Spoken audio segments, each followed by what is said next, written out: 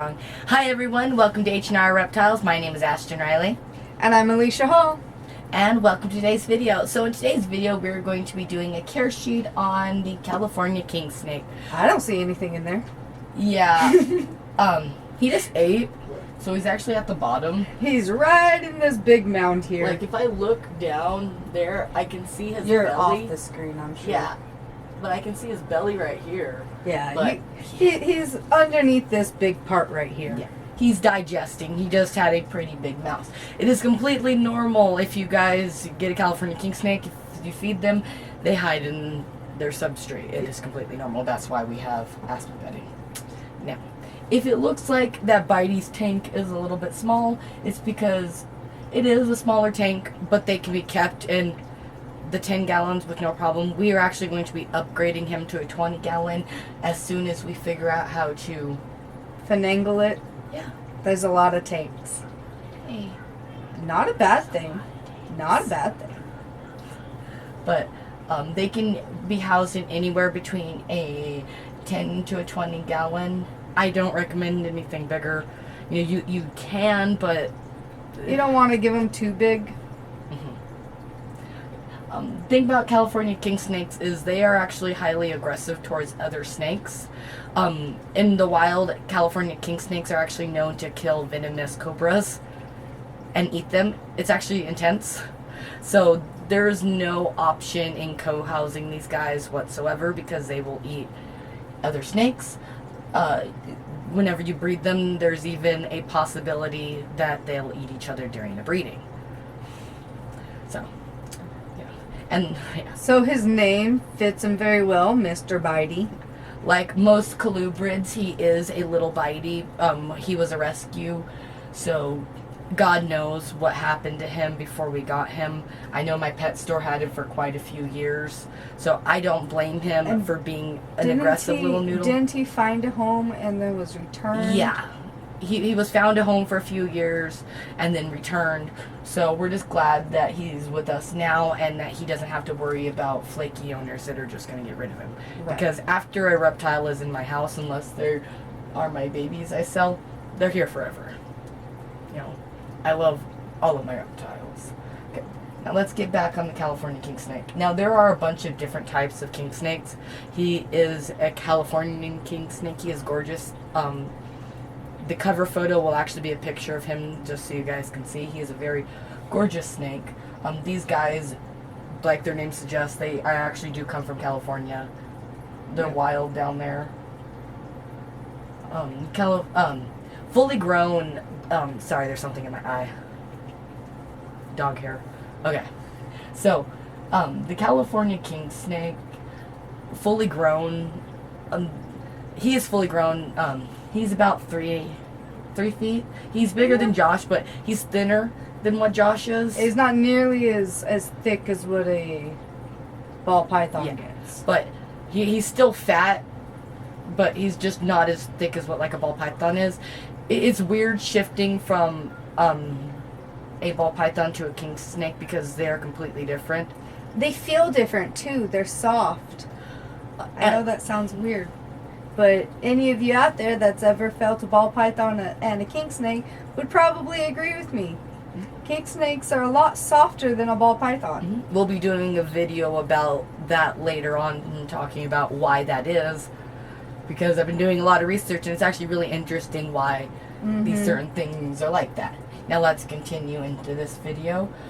So these guys have an amazing feed response. I feed Bitey a big adult mouse every week.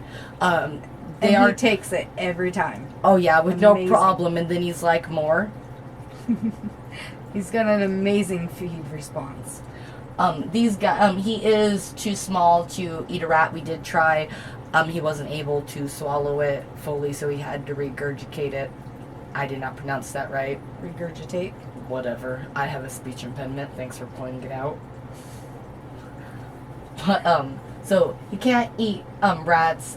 I don't really recommend feeding these guys rats because he seemed to have a lot of trouble. Like, if you guys have a female that's slightly bigger, maybe just keep an eye, because he wasn't even able to get like half of it down.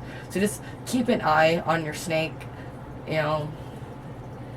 California king snakes, though, are very, very active. He's not friendly, like I said, but like he tries to act like he's friendly, and like you want to cuddle him, but He looks adorable, and he looks like he's trying to get a little hello time, but really he's just trying to get a little bitey time. yeah. Like if he was friendly, I bet he'd be like super active in my hands, but he's not friendly. Now, just like in all things, you need a cold hide over here and like a warm hide area over here. He really just goes underneath the substrate. He doesn't even use this half of his tank. So this is his warm side, and he doesn't even use, like, he goes underneath the substrate for his cold hide. I don't know, but he still has an option. His water dish is big enough so he can fit into it if he wants, because it's really important with a lot of the different species of snakes that their water dish is big enough for them to fully coil inside. You know, you will see them go up and drink. The most adorable thing ever is a snake drinking. Oh my god, it is so cute. It really is. No matter what kind of snake, it's just adorable to watch a snake drink. It's adorable. Plain and simple. Now, king snakes need a higher temperature. That's why we constantly have his light on. They need around in the 90s. Makes sense because they are from California. Now, there are several different types of king snakes, and just colubrids, and just in general. So, this is a care video about one certain type. The care video on this would not be the same for like a Mexican black king snake. Right. This is specifically for that. Even though all of the different colubrids and stuff can breed together, they each require very specific care. So make sure that it's on the California king snake you're watching this video.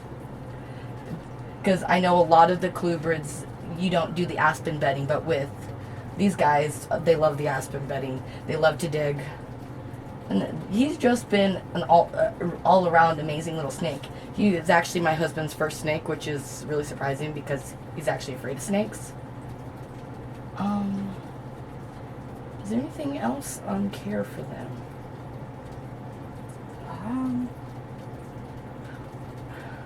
I don't think so.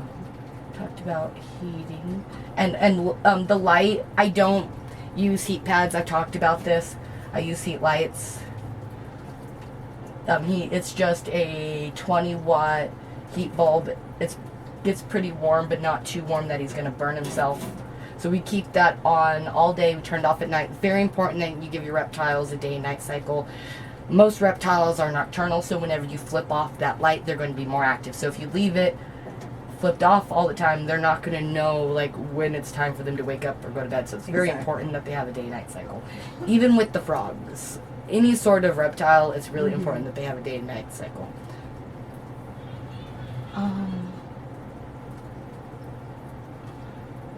Oh, I haven't talked about this in a lot of videos, but reptiles cannot drink tap water.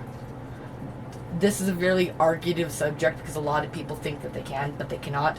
We give our reptiles distilled water. It's just make sure it has none of the bad bacteria. My thing is, if you won't drink tap water, why are you going to give it to your animal?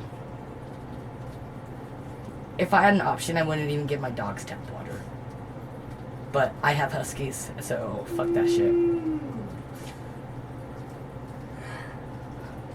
Okay, we put greenery in here. He doesn't really use it much though. He mostly does noodle sizes up around here. Very important that whenever you get snake that you get a locking mechanism. We have always little make sure clip it locks for this one because it wasn't going to lock, but it is very, very, very important that if you are keeping a snake, do a lock. Even if you think that they can't get out of it, even if you're like, oh, they can. Well, they're too small, they won't be able to, they will. I've had one of my snakes get out, and instead of attacking my cat, it attacked my stuffed animal. So be careful. Even if you think it cannot get out, they can. You'd be surprised. When these guys are shedding, by the way, he buries himself. Whenever they're digesting, they'll bury themselves too. it's completely normal if you look in there and you don't see them. Just kind of like probe around the aspen bedding. the aspen. If you have a Mr. Bitey like me, use caution or you'll lose a freaking finger. Not even joking. But yeah, I'm pretty sure that's everything you guys need to know on the California king snake. They really are great snakes too. They are amazing beginner snakes. If you get one that's friendly, it's even better. But this has been an amazing, amazing, amazing addition to our reptile family. And my husband absolutely loves him so much. Yeah. Yeah. Well, I hope everyone enjoyed today's video. If you guys did, make sure to give it a big thumbs up, comment, and subscribe. Today's question, by the way, is what is your guys' favorite type of king snake? That's a good one. Mine, hopefully he doesn't hear me, is the Mexican black king snake. I love how dark they get. You know it's crazy? That black. Mine too. I was gonna say the same thing. I bet they're gonna be like, well, if it's your favorite, why don't you guys have any? I'll ask my husband that. He does need a Mrs. Bitey. Oh, I wouldn't do that. If I I'm did just California, kidding. if I did the Mexican blacks, I would get a male and female Mexican black Oh, because yeah. they'd be super popular. Oh yeah, get some really pretty ones. Okay, everyone. Bye. Bye.